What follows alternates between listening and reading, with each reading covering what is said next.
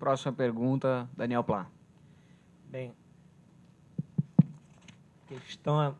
Rodrigo, você falou do pão e circo, né? E eu, nos últimos 3 anos, eu tenho falado, né, que a favela, né, no caso do Rio de Janeiro, está sendo demonizada como se fosse o circo romano do século XXI. Ou seja, é um curral eleitoral, a gente sabe disso. Todas essas favelas e comunidades, não só do Rio, mas até fora do Rio de Janeiro. Agora mesmo eu estive em Belém, uma cidade do lado de 20 mil habitantes. No ano passado entraram mais 2.000 habitantes que vieram do Maranhão tentando mexer com a eleição do prefeito em cima da hora e montaram, assim, usando até o termo da ONU, assentamento humano precário. E precário nada, loteado, tudo direitinho, bacaninho, mas precário, né? Tomaram posse mesmo de um terreno lá.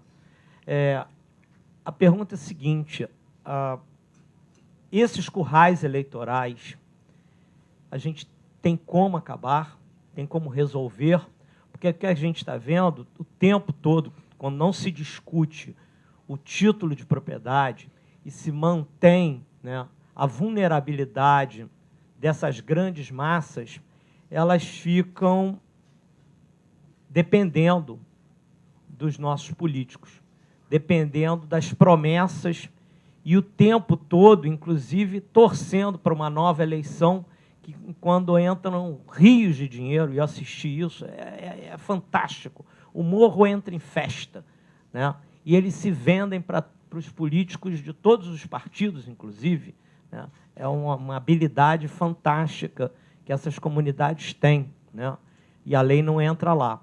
E o que a gente está vendo no Rio é até um confronto que a gente corre um grande risco aqui, né, de consequências maiores.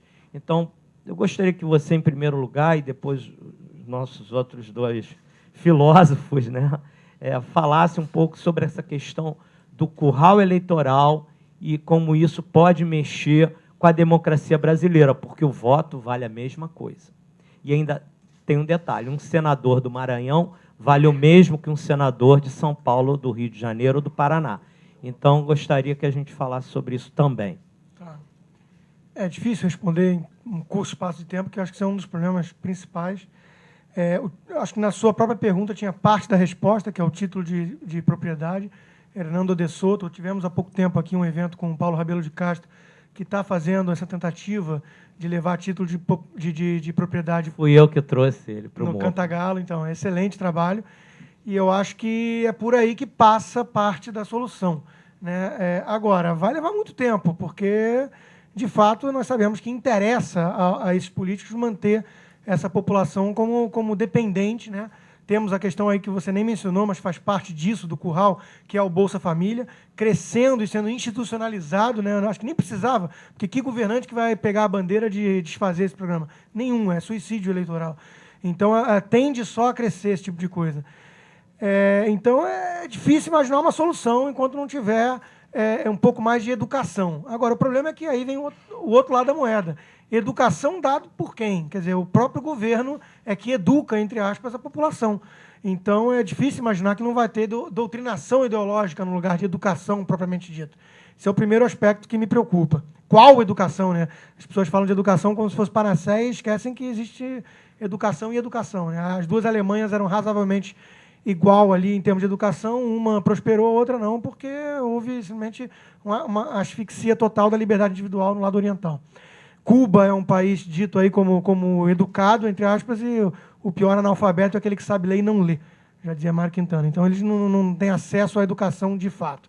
Então, acho que no Brasil corremos esse risco de doutrinação ideológica também. E só para chamar a atenção de um outro aspecto, é que eu gostaria de crer que o problema já seria muito grave, muito grave e difícil solução. Mas eu gostaria que fosse apenas esse, do curral eleitoral e onde há mais miséria e ignorância. Infelizmente, não é. Infelizmente, o Alckmin, por exemplo, da esquerda mais herbívora, ganhou margens minúsculas em relação ao Lula na população mais escolarizada, por exemplo. O Rio de Janeiro aqui é campeão em votos de PSOL e coisas do tipo.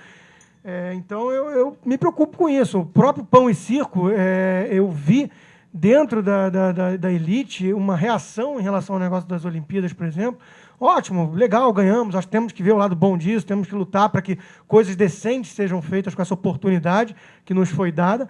Mas eu vi uma reação meio emocional demais, meio típica de Pão e Circo. Quer dizer, as pessoas que não deveriam estar tendo essa postura deviam estar um pouco mais preocupadas com o uso político desse evento, ignorando totalmente esse lado, esse aspecto, pelo menos, preocupante.